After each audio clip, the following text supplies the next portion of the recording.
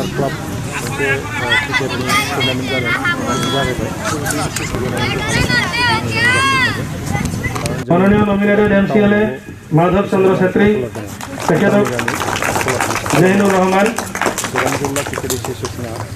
गामि ओनसोलाव गेलेफोरनि गथ'फ्रा क्रिकेटखौ बेंगल भिसिडिसि चेयारमैन लगते अर्गानाइजिंग कमिटी चेयारमैन 10 गराकी युव समाजकर्मीर नेतृत्व तथा सहयोगिता खामानि मावगासिनो दङ संसाराव दा गोरों क्रिकेट गेलेगिरि हिसाबै दिहुननो हागोन होननानै फोथायनाय दं आरो फैबाय थानाय समाव गासै चिरां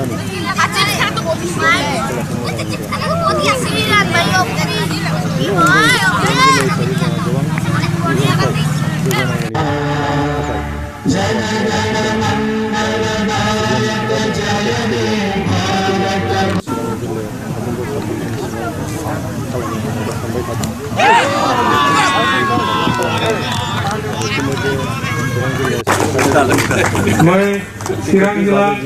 क्रिकेट पंथर বিষয়ববীয়াসকলক চিনাকি কৰাই দিবলৈ ওলাইছোঁ কৃষ্ণানন্দ ব্ৰহ্ম assistant secretary জহিনুৰ Rahman assistant secretary Kameswar প্ৰসাদ মেম্বাৰ লক্ষ্মণ লাহাৰী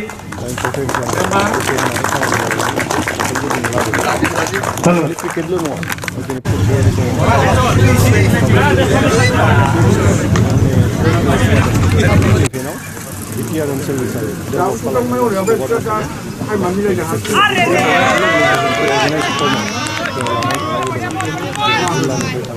स्टेट लेभेलाव नेशनेल लेभेल हबेयानो क्रिकेटफ्रावबो जोङो स्टेट वाइसै बा नेशनेल लेभेलाव गेलेनानै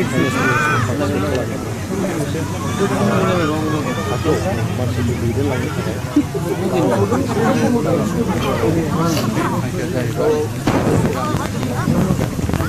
हिसाबै जोङो बे गामि प्लेयार बोखाङा मानो होनोब्ला जोंनि चिरां डिस्ट्रिक्ट हिसाबै जोङो एप्लिकेसन मोनाबा जोङो चिरां हिसाबै प्लेयार बेनिखायनो जोङो गामि गामि हाबनानै क्रिकेटखौ रिसार्च खालामनो मानसिफोरनि गेजेराव गामि लादों आरो लोगोसे जोङो बान्था हिसाबै बेहाय जोंहा ट्रफि थागोन बेस्ट